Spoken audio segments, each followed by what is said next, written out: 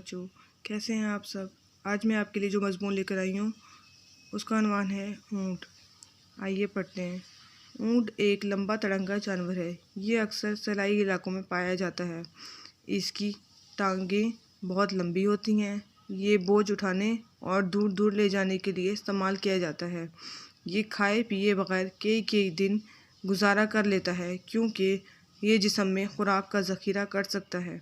اسے صحرا کا جہاز کہتے ہیں۔ اس کے پاؤں چوڑے اور کھر کٹے ہوئے ہوتے ہیں، اس لیے اس کے پاؤں ریت میں نہیں دھنستے اور یہ صحرا میں تیز چل سکتا ہے۔